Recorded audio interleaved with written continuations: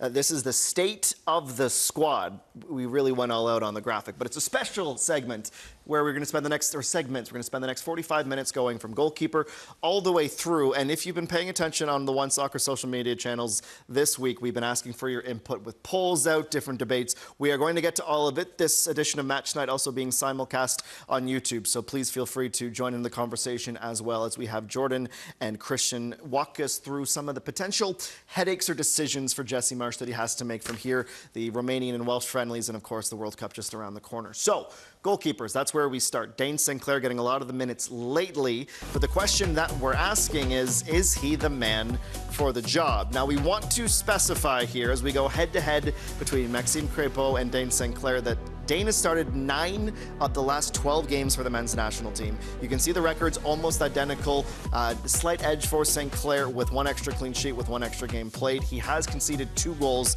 And Christian, Jesse Marsch alone, or almost unprompted, brought up the penalties. And when you get to tournament football, that is going to be a factor, certainly. As we look at where we sit right now, is Dayne St still the clear number 1, or is Maxime Crepeau making a case because he's a bit hot and cold for club, but he's always been good for country? Yeah, I don't think we're anywhere near the level where we can say there's a clear number 1. I mean, I presented it to him. We've got the facts. The numbers are there. 9 out of the last 12. He started the Gold Cup. He finished the Gold Cup. But Jesse won't commit to a number 1. And so I don't think we're anywhere close to being ability as a nation to say this player will play for us at the start of the World Cup on June 12th. You know, look, there's lots of ways to look into this. You know, it was interesting to me that Jesse unprompted brought up the penalties. Yeah. Certainly across the country, on social, there was a consensus that the country was disappointed with Dayne in that shootout, which I think could be a little bit harsh, personally.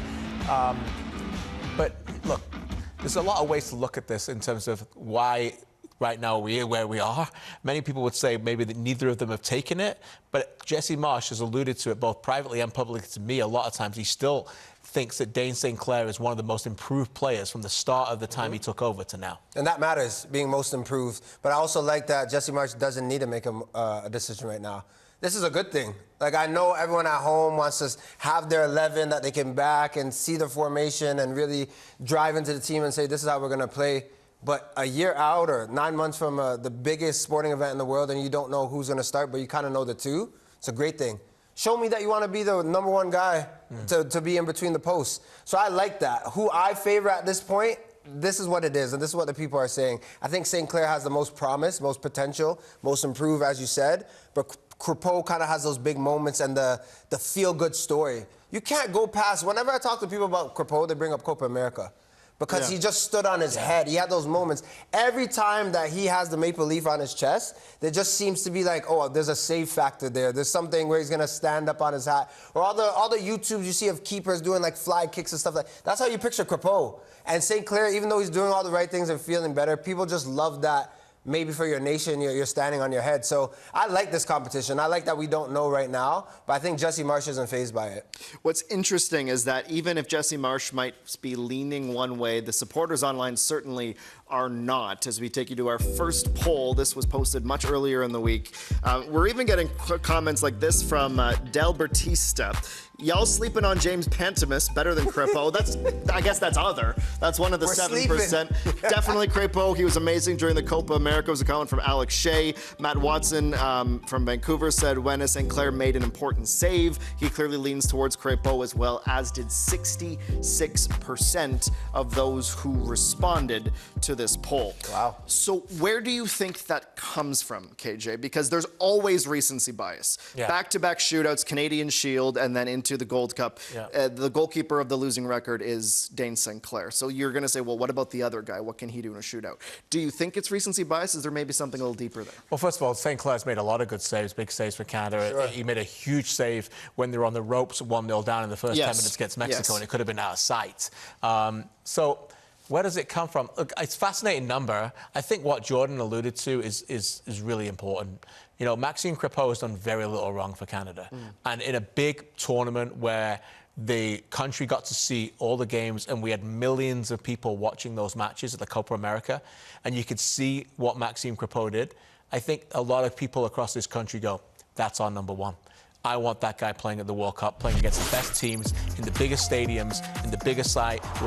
And then if you're a coaching staff, you say, okay, well, Maxime Crepeau, in a way, lost his job because they think Dayne St produced a better style during that moment and improved a lot. Now, that's the glass half full. And, the glass half empty is that they felt Maxime Crepeau lost his job at the end of the season last year to Portland, and that's why they wanted to reward someone like Dayne St. But the facts are the facts that Maxime Crepeau for Canada under Jesse Marsch has done very little wrong. Marvelous against France, brilliant against Argentina, had big moments. And I think that's why the country who, and I don't mean this in a negative way, are just not sitting at home every week watching Minnesota United and Portland Timbers games. Yeah. No, fair. I think when I look at it, too, just taking it a step further as a former player, there's sometimes chemistry that happens with keepers and back lines that you just can't explain. The intangibles that you can't.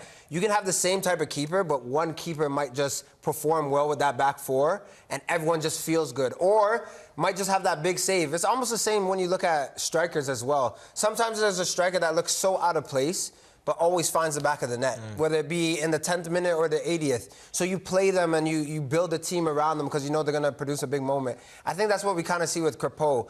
St. Clair's an excellent keeper that's getting better and better each time. But again, when you ask people in the streets, when you talk to people at the gas station, when everyone's crazy about this team, they think about Crepeau and kick saves and all that he does. St. Clair can do those same things, but he doesn't have that same CV or that same recency bias that Crepeau has right now. That could change in the next 9 months, but I think that's why Crepeau has won so many hearts. Part of my job also as I'm fascinated is listening so much to when Jesse Marsch speaks. Like, we watch a lot with jurors, we get given the evidence of the games. But when I ask Jesse Marsch about that and he goes into Dayne St. Clair's been very good and then transitions into what makes Crepeau, and then he suddenly starts to talk about what we might need on the team as a balancing act of different things. Good point. There are little pieces of information as jurors we need to oh, what's that evidence mean? What does he mean by that?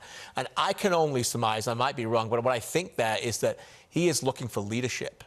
And what Maxime Crepeau is a leader. Yes. And he's looking for those moments and going, okay, yeah, maybe my team did look a little bit immature in certain moments during Gold Cup, lacking big players. Yeah. And the one thing about Crepeau is he's a leader. And another thing about Crepeau is the pedigree he has, to your point about how the other players look at him. I'm not saying Dayne St. Clair doesn't have that, but Max is more experienced, and he's had a little bit more of those reference points to get that kind of credibility from the dressing room. And that matters when you're trying to win a game, when you're trying to go far in a tournament. As much as St. Clair, we can just rave about him, and I will, in terms of potential, you think about what can you do now? You're not thinking, okay, his age and maybe the next World Cup. You're thinking about this window, this World Cup, and what that could be. So if I had to say where it falls right now, Crepeau probably inches a little bit, but that's not to say that St. Clair's out of the race. All right, well, if you like this type of chat and you're not gonna get enough in 45 minutes, fear not, because we do this on the regular on One Soccer Direct, Monday, Tuesday, and Thursday next week, if I'm getting my dates right. One Soccer Direct, the best news, debates, live Q&As, and more in the country. That's just factual. We couldn't make it the slogan otherwise.